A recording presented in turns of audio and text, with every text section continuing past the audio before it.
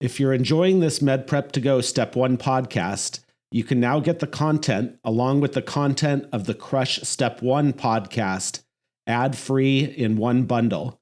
Just go to medprep2go.com and find our new subscription podcast called Med Prep to Go Step 1 Bundle.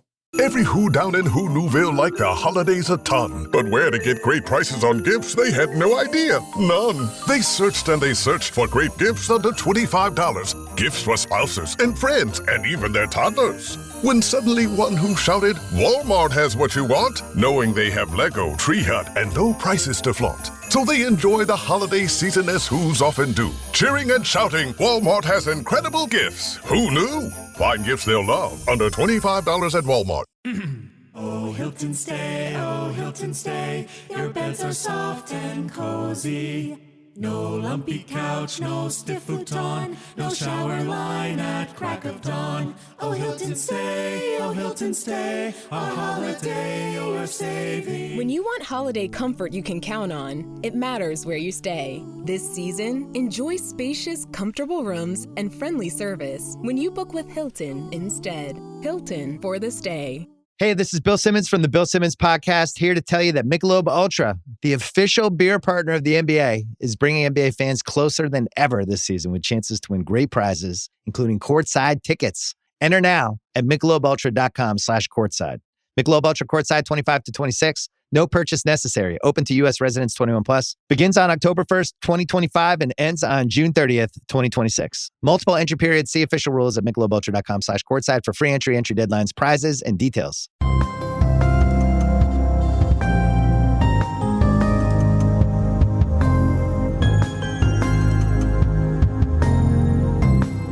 Hi, I'm Dr. Raj, and today we're going to be listening to some USMLE Step 1 questions on this Med Prep to Go podcast.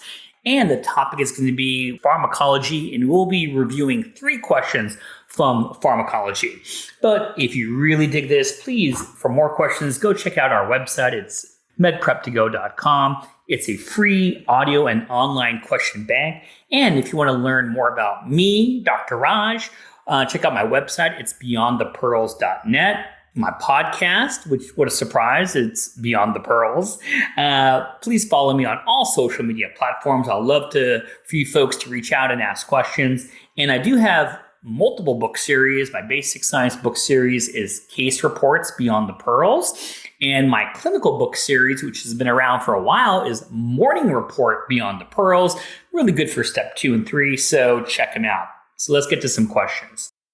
This is Farm, so it's a 34-year-old woman brought to the emergency department by a friend with confusion and altered mental status. Her past medical history is significant for schizophrenia, but otherwise unremarkable. The friend reports that she does not drink alcohol. Her initial vital signs are a temperature of 103.1 Fahrenheit, so she's super febrile. Blood pressure is 139/90, heart rate of 110, respiratory rate of 19. They do an ECG, and all it shows is sinus tachycardia with no other acute changes. Physical examination is significant for confusion, tachycardia, diffuse muscle rigidity, so fevers, muscle rigidity, history of schizophrenia. I mean, this is like dropping pearls all over this vignette. Which of the following is the most likely cause of this patient's condition? Well, is it A, acute alcohol withdrawal, B, acetaminophen overdose, which will kind of be mean if that was the answer because, number one, they didn't give any history of acetaminophen, and I don't know why she would be overdosing on it. C, oh, that's even more mean, heroin overdose, and does it present like this with big fevers and, and having muscle rigidity? Is it D, malignant hyperthermia? Or E, neuroleptic malignant syndrome? All right. So I think I have a strong feeling everyone kind of knows where this is going. Buzzwords time, schizophrenia, muscle rigidity, high fevers. Yeah, you folks are awesome. This is going to be E, neuroleptic malignant syndrome. This patient is presenting with the tetrad of fever, rigidity, mental status changes, and autonomic instability seen with neuroleptic malignant syndrome, NMS. NMS is caused by drugs that block dopamine transmission, such as antipsychotics. And remember, antipsychotics could be the typical or the atypicals, So, of course, typical ones are always going to be things like haloperidol, but atypicals, oh man, it could be quintonapine, which is Seroquel. It could be risperidone. It could be Abilify. It could be Zyprexa, which is olanzapine. I can go all day. And of course, these are going to be medications that block dopamine or even antiemetic agents. NMS is life-threatening emergency, which is totally true. That is treated by stopping the causative agent and providing a lot of supportive care. Medications may be indicated to treat moderate to severe clinical manifestations, though their efficacy is unclear. Commonly used agents for this are going to be things like dantrolene, bromocriptine, amantadine, or some benzodiazepines. Answer A, acute alcohol withdrawal, is incorrect. Acute alcohol withdrawal presents with restlessness and agitation and anxiety, of course, some insomnia at night, tremors, palpitations, diaphoresis, nausea, and vomiting. More significant alcohol withdrawal symptoms can include hallucinations and seizures, and it goes under this whole umbrella of delirium tremens, which can definitely be life-threatening. Fever seen in this patient can happen with alcohol withdrawal, but would not be expected. Answer choice B, acetaminophen overdose, is incorrect. Acetaminophen overdose presents with signs of sympathetic excess, such as tachycardia, hypertension, hyperthermia, diaphoresis, and mydriasis. In mental status, such as agitation, anxiety, or violent behaviors, can be seen. Seizures may also occur. Musculoskeletal findings can include tremens and myoclonus, as opposed to muscular rigidity as seen in this patient. Choice C, heroin overdose, is incorrect. Heroin overdose presents with depressed mental status, decreased respiratory rate, increased bowel sounds, constricted pupils, which were not described in this patient. These were dilated pupils. Answer choice D, malignant hyperthermia, is incorrect. Malignant hyperthermia frequently presents with elevated end-tidal CO2 if they're intubated, and you can see that shoot up, tachypnea, and other sinus tachycardia soon after induction with general anesthesia. Other findings can include a masseter muscle rigidity, arrhythmias, hyperthermia. Malignant hyperthermia is predominantly seen in patients receiving volatile anesthetic agents and has also been reported following the administration of succinylcholine, which is a type of paralytic. And the learning point here is neuroleptic malignant syndrome is characterized by a tetrad of fever, rigidity, mental status changes, and autonomic instability, often caused by antipsychotics or antiemetic agents. And truth be told, when I think of the big three, whether it's going to be neuroleptic malignant syndrome, malignant hyperthermia, let me throw one else out there, serotonin syndrome, it's really hard to distinguish these three clinically when you're in the medical IC and you're looking at these patients. You really need to get a good history. You need to talk to the family. You need to see what the drugs they were taking, what's their past medical history, and really kind of piece it together by there. But this is a great question for the board exams. Definitely in pharmacology, they love throwing out some memorizing questions. You got to memorize antidotes. It's all about memorizing antidotes. I'm sorry about that, but I'd love this question for the board exams. So next question is going to be a 67-year-old man presents to his physician accompanied by his wife. She states that recently her husband has been confused and has suffered multiple falls in the past days. The patient has a history of hypertension, hyperlipidemia, as well as gastroesophageal reflux disease, GERD. He was prescribed a medication for heartburn symptoms several months ago based on presenting symptoms. Which of the following is the mechanism of action of the medication most likely prescribed to his patient? So they're implying that the mental status changes was from a medication for his GERD, and how does that medication work? Is it A, antagonism of the 5-HT3 receptors, B, increased production and secretion of gastric mucus barrier, C, irreversible inhibition of the hydrogen potassium ATPase pump in the stomach on parietal cells, D, neutralization of stomach pH, E, reversible inhibition of H2 receptors in stomach parietal cells. So the correct answer here is going to be E. reversible inhibition of H2 receptors in stomach parietal cells. Based on the patient's side effects of dizziness and confusion, it is most likely that he was prescribed an H2 blocker to treat his symptoms of heartburn. Now, I gotta tell you clinically, when we're talking about heartburn, if I were to ask you, what is the best first initial treatment therapy for gastroesophageal reflux disease? It's always going to be lifestyle modifications, right? You're not going to be a drug pusher and start, hey, here's your H2 blocker. I think it's going to be diet, weight loss, and exercise. Watch what you eat and when you eat. Avoid certain foods. But all right, they went straight to drugs. And I got to tell you, that it's not wrong to H2 it up. Most of the time, if you have significant reflux, it'd probably be a PPI, a proton pump inhibitor. But in this case, they decided to use H2 blockers. Brand names are like Pepcid and Zantac. Generic names are like famotidine. So, all right. And then it seems like in this case, H2 blockers irreversibly block H2 receptor on stomach parietal cells, leading to decreased acid production. Common side effects include anti-androgenic effects, erectile dysfunction, gynecomastia, decreased libido, but also can cross the blood-brain barrier, causing confusion, dizziness, and headaches, as in this patient. H2 blockers are pretty much over the counter. So even though the answer states that it's pretty common side effects, I'm going to say not so much. I think there's a distinguishing between what we see common in clinical medicine and what we see on the boards. And I think this is a great board question to know that antihistamines, even though there are H2 blockers, but antihistamines in general, do have some side effects of mental status changes like in this patient. So correct on this question, but just, these are not super clinically common side effects that I see all the time. Answer choice A, antagonism of the 5-HT3 receptor, is incorrect. This is the mechanism on ondansetron, which is used as an antiemetic and is not used in the treatment of heartburn. Common side effects include headache, constipation, long QT syndrome.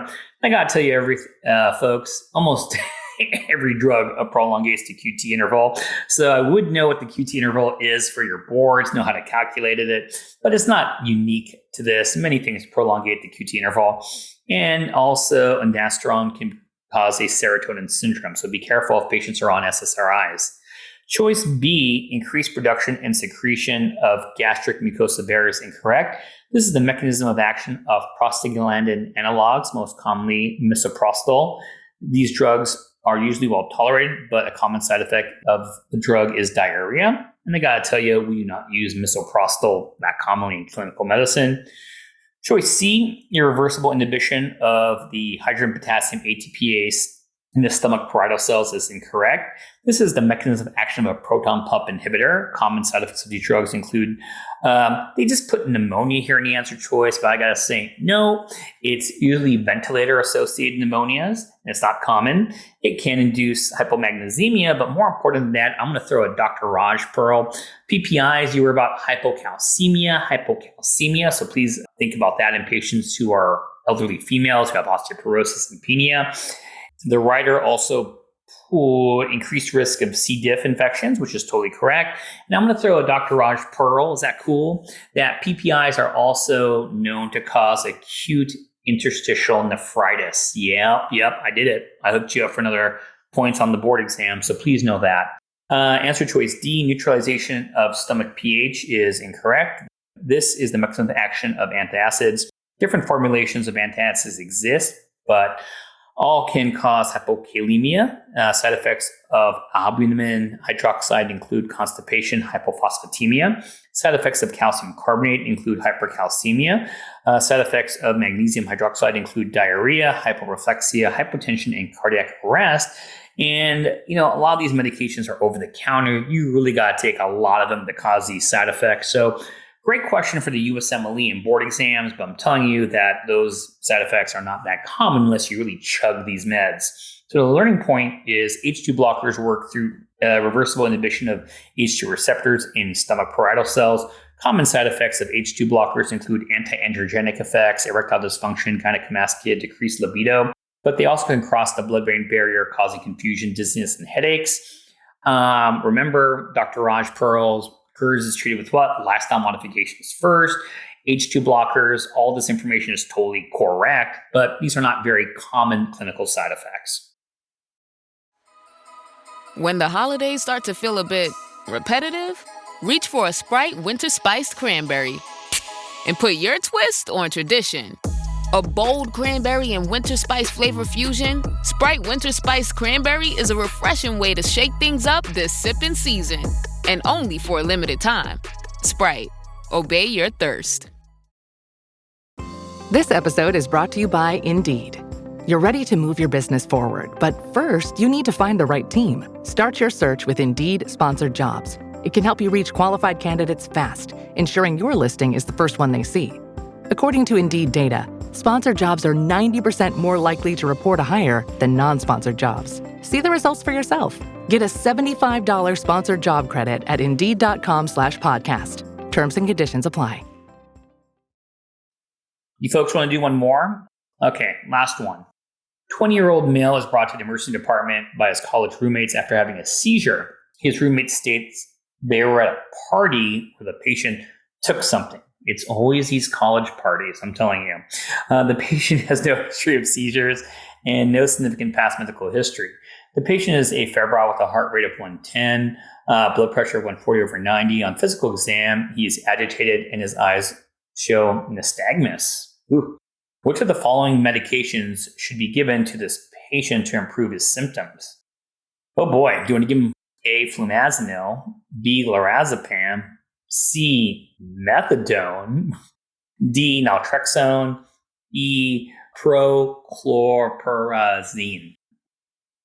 The correct answer is, you want to give a little brand name Ativan, generic name lorazepam, which is a benzodiazepine. So this patient has taken phencyclidine, a little PCP. What year is this person in college? I didn't know that was still going around. Side effects of PCP include intoxication, violence, impulsivity, psychomotor agitation, nystagmus, hypertension, tachycardia, psychosis, delirium, and seizures. The patient in this question has symptoms of hypertension and tachycardia and is presenting after a seizure. Treatment of phencyclidine intoxication includes benzodiazepines and rapid-acting antipsychotics. Choice A, flumazenil, is incorrect. Flumazenil is used for the treatment of benzodiazepine overdose, which is correct, but do you mind if I do a Dr. Raj Pearl? Okay. So, when you find someone down, like EMS, paramedics find someone down, they don't be giving people flumazenil to reverse benzodiazepines because you can have life-threatening seizures if the patient was on chronic benzodiazepines. So if they just took benzodiazepines once, and you could swear to God that they only took it once, sure, you could give some flumazenil. Like when I do procedures in the ICU, like bronchoscopy, and I do a conscious sedation, I gave a little too much midazolam, brand name Versed. Sure, maybe you could reverse the benzo with a little flumazenil. But when you found someone down, you don't know if there's a history of chronic anxiety. And if you start giving him flumazenil, which is a reversal agent, you could potentiate life-threatening seizures. So sure, it is the memorized, antidote for benzo overdose, but we just don't give it willy-nilly, and you shouldn't give it willy-nilly on the boards either because you could potentiate life-threatening seizures. Methadone is incorrect. Methadone is used for maintenance of opioid disorder. It's medically supervised opioid withdrawal and chronic pain, which doesn't fit with this patient. D, naltrexone is incorrect. Naltrexone is for alcohol use disorder and used for opioid use disorder.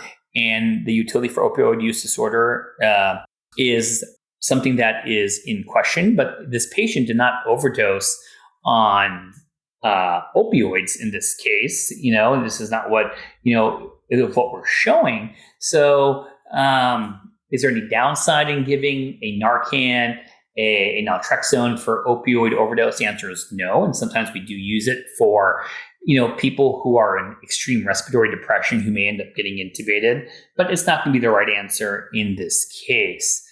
And when the writer said that, its utility for opioid use disorder is questionable, we're talking about long-term, not the acute setting. Just want to make sure that everyone gets that. oh boy, the one I can't pronounce, prochlorperazine is incorrect. It is a antiemetic which acts predominantly by antagonizing the D2 dopamine receptors in the midbrain. So the learning point here is it's important to know common symptoms of intoxication, I agree, and withdrawal for psychoactive drugs, as well as treatment options, meaning that you need to know and memorize, I hate memorizing antidotes. Side effects of a PCP intoxication, which is phencyclidine intoxication, include violence, impulsivity, psychomotor agitations, nystagmus, hypertension, tachycardia, psychosis, delirium, and seizures. Treatment for phencyclidine intoxication includes benzos and rapid-acting antipsychotics. Well, I hope you enjoyed another Med Prep to Go episode, and I will catch you folks soon. Study hard.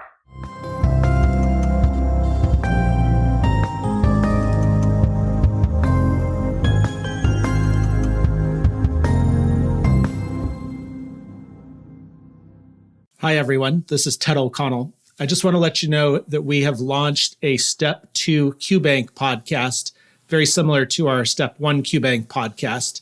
Each episode will have 3 questions so that you can study on the go. We are actively recording these and plan to release a new episode every 2 weeks.